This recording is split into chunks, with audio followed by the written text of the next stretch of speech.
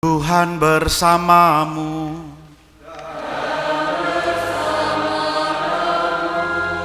Inilah Injil suci menurut Matius.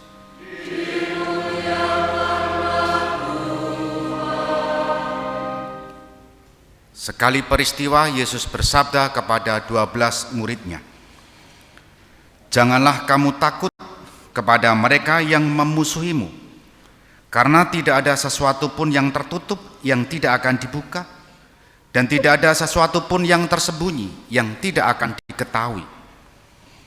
Apa yang kukatakan kepadamu dalam gelap, katakanlah dalam terang.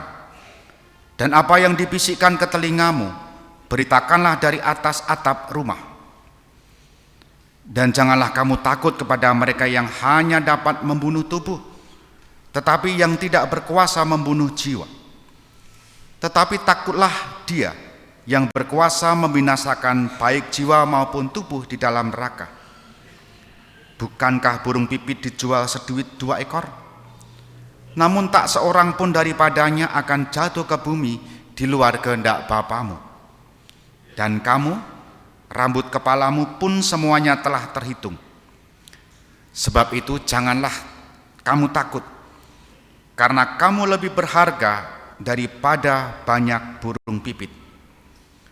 Setiap orang yang mengakui aku di depan manusia, akan kuakui di depan Bapakku di surga. Tetapi barang siapa menyangkal aku di depan manusia, dia akan kusangkal juga di depan Bapakku yang di surga." Demikianlah sabda Tuhan.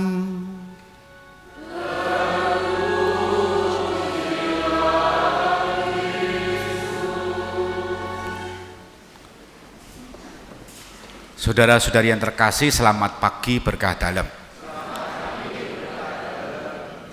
Kami para Romo di Keuskupan Agung Semarang hari ini diminta menyampaikan butir-butir homili dari Bapak Uskup, sehingga saya tidak bisa kesana kemari ngomongnya. Ya, beberapa poinnya begini. Yang pertama, kita Keuskupan Agung Semarang sudah ulang tahun keberapa tadi? 83. Dan kita diajak bersyukur betapa Allah baik kepada kita, sehingga kita Keuskupan Agung Semarang ini melampaui zaman sejauh ini. Dan ada banyak tantangan yang berat yang hampir kita lalui bersama-sama, yakni penanganan COVID-19. Ini yang pertama. Bersyukur meskipun ada banyak tantangan yang membuat kita bisa bertahan, bersekutu sampai hari ini. Yang kedua, bersama dengan Gereja Universal, Vatikan sampai Kalasan maksudnya, kita semua dalam gerak sinode.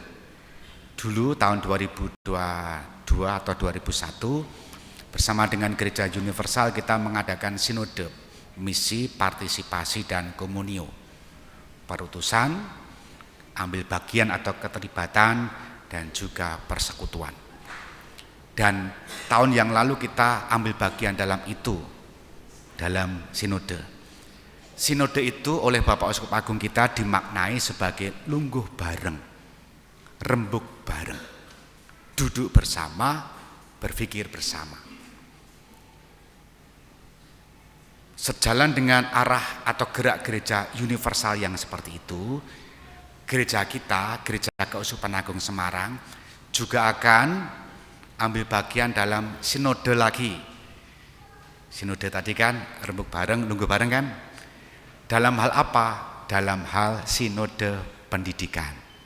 Maka tema sinode pendidikan tahun 2023 adalah berjalan bersama untuk misi pendidikan Keuskupan Agung Semarang. Kalau ditanya apa tujuan sinode nanti, apa goalnya nanti, sinode nanti, bulan Juli nanti di lingkungan-lingkungan akan ada lungguh bareng, rembukan bareng berkaitan dengan pendidikan.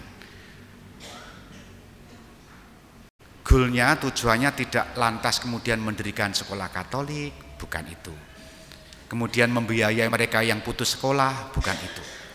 Goalnya adalah semua umat di Keuskupan Agung Semarang ngomong bareng, soal pendidikan Katolik. Mulai dari lingkungan, lalu juga instansi-instansi, lembaga-lembaga pendidikan, stakeholder maupun user.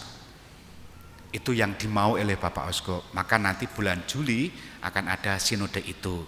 Silakan ambil bagian dalam sinode itu. Bahwa di situ nanti ada suguhan atau tidak, itu bukan urusan saya. Moga-moga ada ya. Ya keletian-keletian lah ya, polah terserah lah ya. Itu yang kedua. Yang ketiga, Gereja Keuskupan Agung Semarang terus mengemban misi itu, menjalankan perutusan, dan perutusan itu tidak mudah. Pesan Bapak Uskup, mari kita menjalankan perutusan itu, menjalankan misi ini sebagai duta-duta damai. Duta-duta damai. Di Keuskupan Agung Semarang itu ada banyak kegiatan yang muncul di setiap paroki. Di antaranya serawung, ada kan? Silaturahmi, ada kan? Bahkan saya bisa mengangkat kegiatan konkret di paroki kita. Beberapa waktu yang lalu Dewan Pastoral Paroki juga silaturahmi kepada saudara-saudara kita yang besok itu ada merayakan kurban. Meskipun sebagian menolak, sebagian menerima. Dan diterima oleh Kapanewon Kalasan serta KUA Kalasan. Partisipasi paroki kita untuk ambil bagian dalam mewujudkan duta-duta damai itu.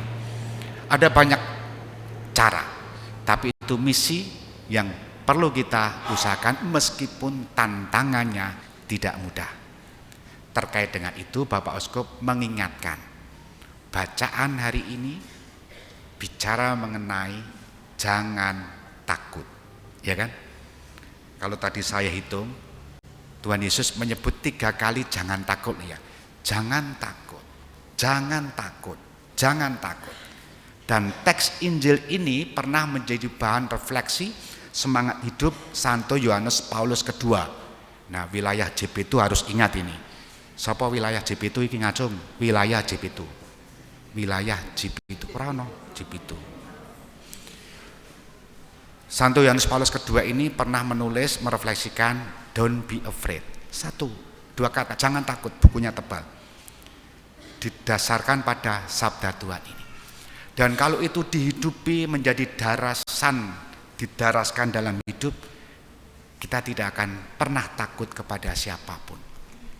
Di akhir Injil tadi Yesus juga mengatakan, lihat halaman 5, baris terakhir kutipan sabda hari ini. Setiap orang yang mengakui aku di depan manusia akan kuakui di depan Bapakku di surga. Tetapi barang siapa menyangkal aku di depan manusia, dia akan kusangkal juga di depan Bapakku yang di surga. Jangan takut membawa misi, jangan takut menjadi duta damai, dan jangan takut menjadi berkat meskipun ada banyak tantangan di depan kita. Kita hening sejenak.